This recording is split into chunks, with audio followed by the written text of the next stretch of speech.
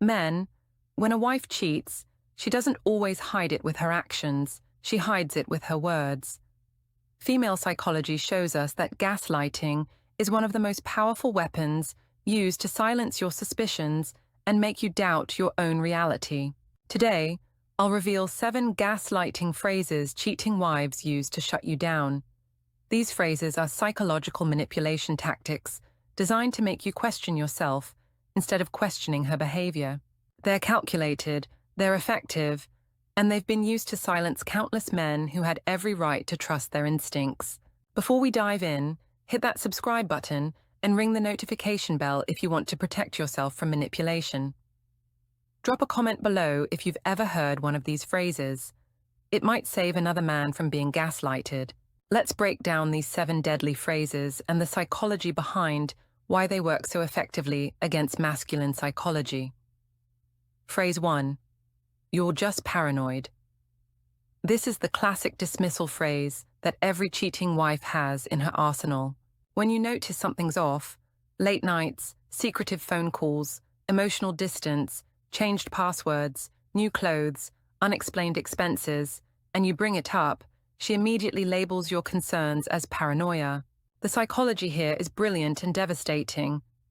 She's reframing your intuition as a mental health issue. Instead of addressing your actual concerns, she's attacking your mental state and your ability to perceive reality accurately. This phrase works because it makes you doubt your own perceptions and question your sanity. Think about it. When someone calls you paranoid, you automatically start questioning whether you're seeing things that aren't there. You begin to wonder if you're being unreasonable, if you're letting jealousy cloud your judgment, if you're becoming one of those controlling husbands you've always looked down on. This self-doubt is exactly what she wants to create in your mind.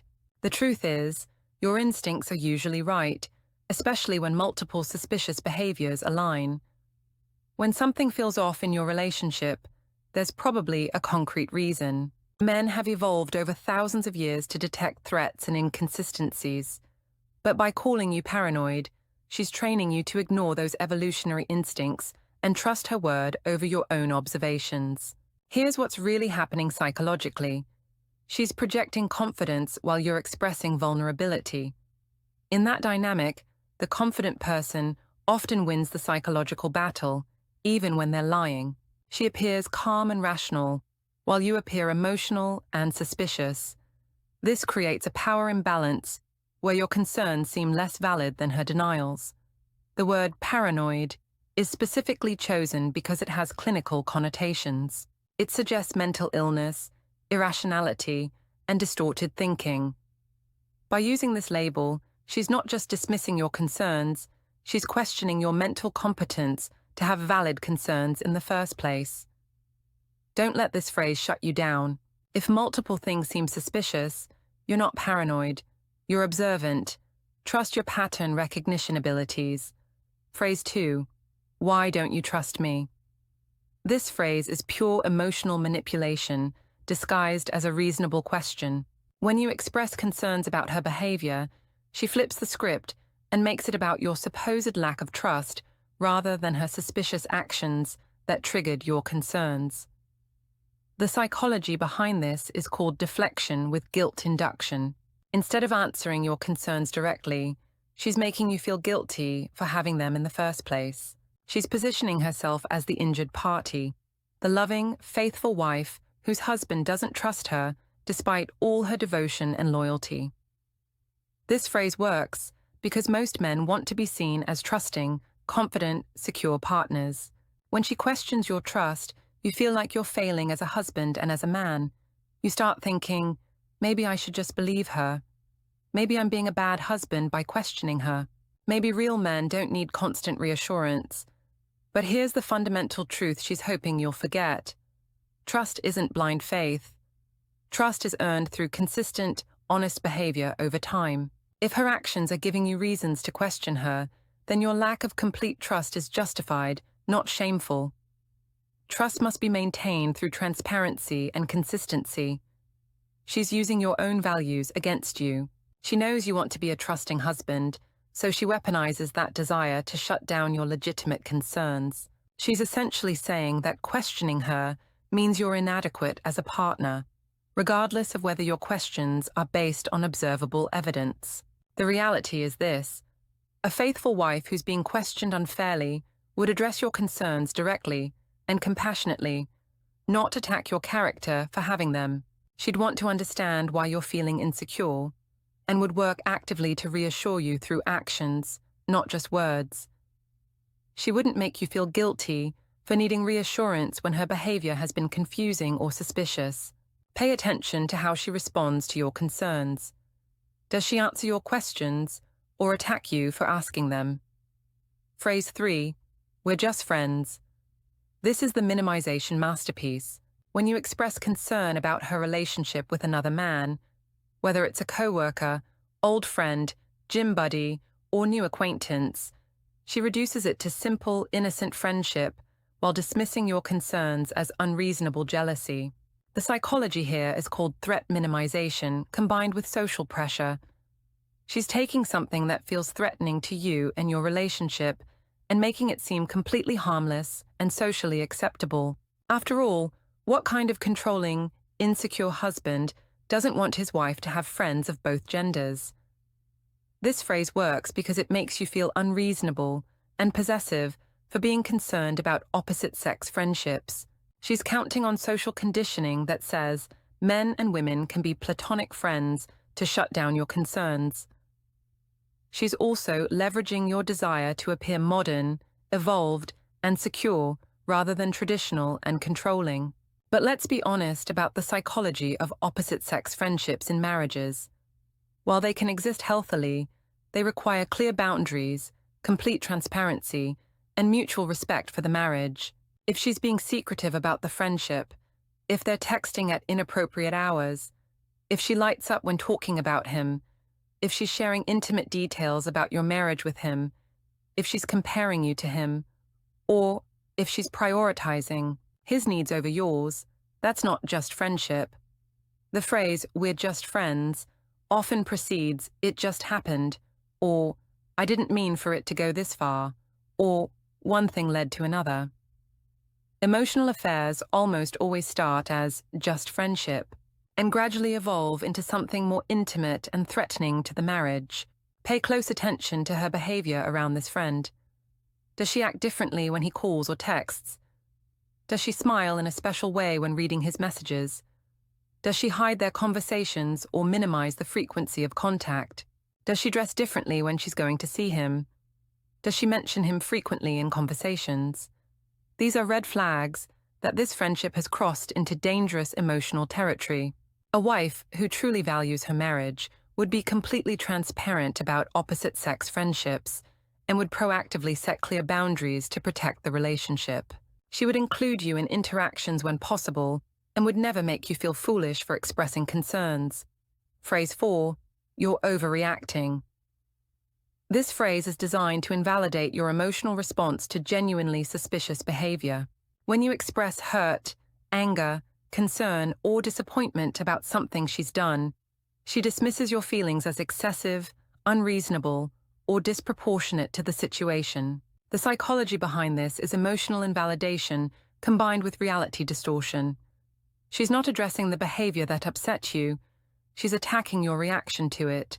This shifts the focus from her questionable actions to your supposedly problematic response, making you the issue instead of her behavior.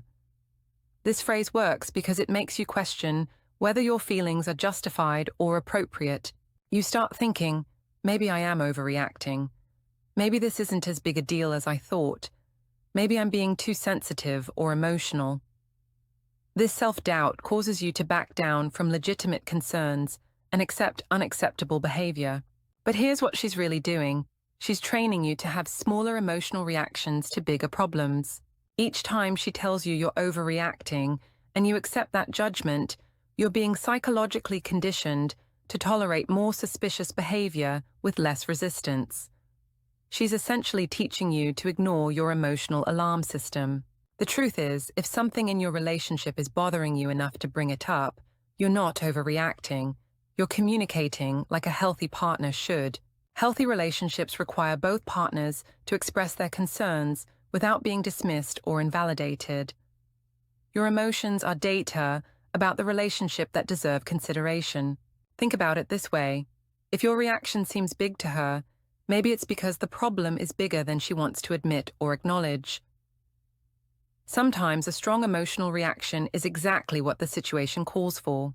If someone is threatening your marriage, being upset is the appropriate response.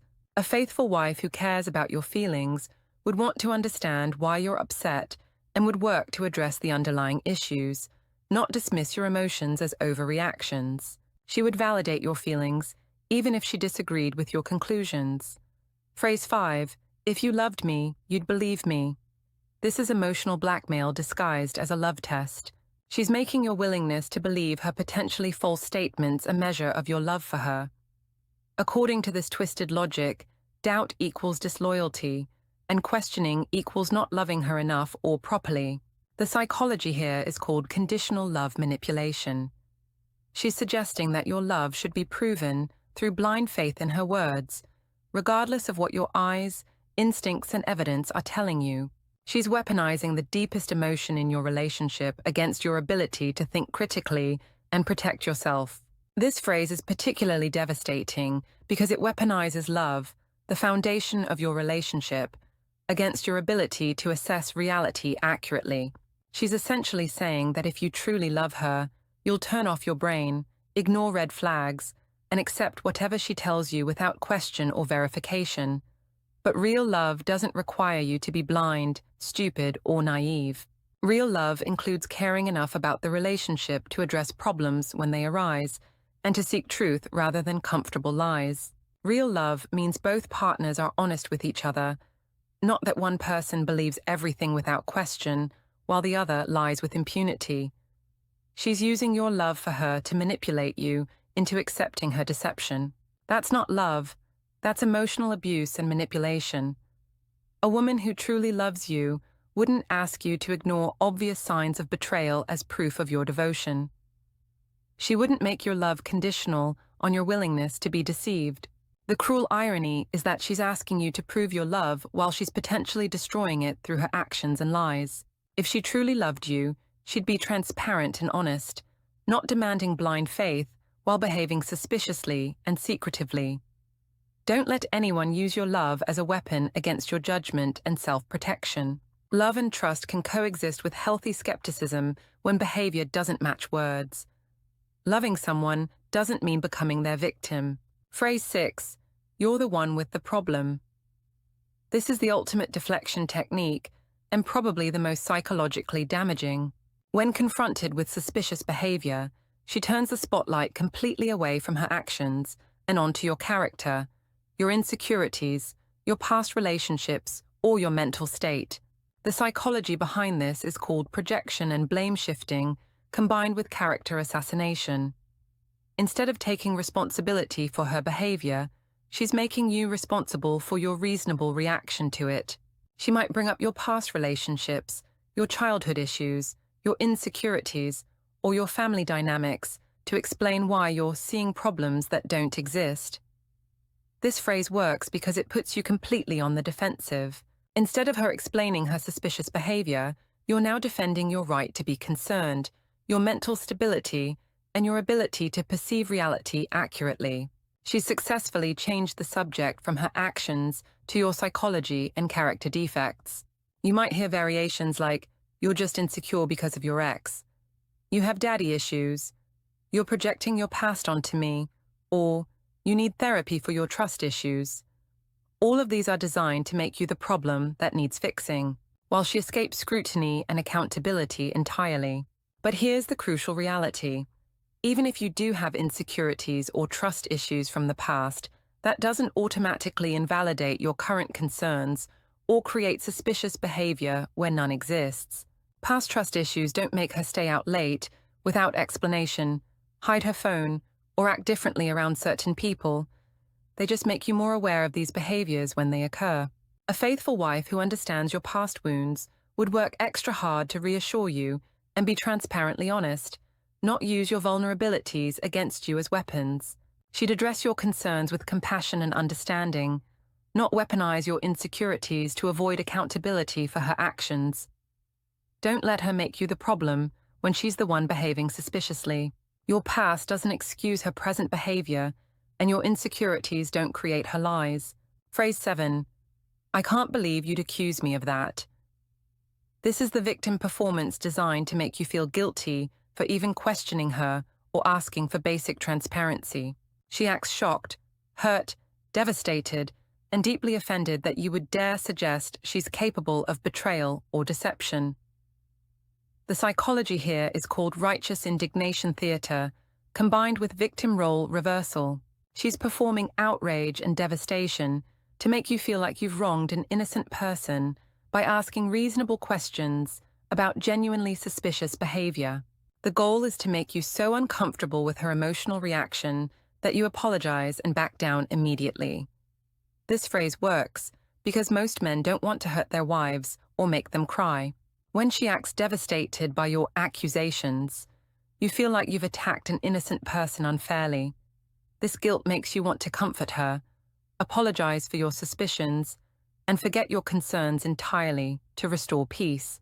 But notice what she's not doing. She's not addressing your actual concerns or answering your questions. She's not explaining the suspicious behavior that triggered your questions. She's not providing reassurance, transparency, or logical explanations. She's only expressing shock and performing devastation that you would question her. A truly innocent person who's being wrongly accused would want to understand exactly why you're concerned and would work diligently to clear up any misunderstandings. They'd be more focused on reassuring you and rebuilding your confidence than on performing their own hurt feelings for maximum guilt impact. The feigned shock and devastation are designed to shut down further questioning permanently. If asking reasonable questions makes her this devastated, you'll be much less likely to ask them in the future. That's exactly what she wants. A husband who's too guilty to investigate suspicious behavior and too afraid of her emotional reactions to seek truth. Don't let emotional manipulation shut down your right to ask questions and seek transparency in your own relationship. Let's recap these 7 psychological weapons. You're paranoid. Why don't you trust me? We're just friends. You're overreacting. If you loved me, you'd believe me. You're the one with the problem. And I can't believe you'd accuse me of that. These gaslighting phrases are used by cheating wives to shut men down, make them doubt their instincts, and avoid accountability for suspicious behavior. Each phrase is designed to make you the problem instead of addressing her questionable behavior. Remember, a faithful wife who loves you would want to address your concerns directly, not dismiss them with manipulation. She'd work to reassure you through actions and transparency, not manipulate you into silence through guilt and gaslighting.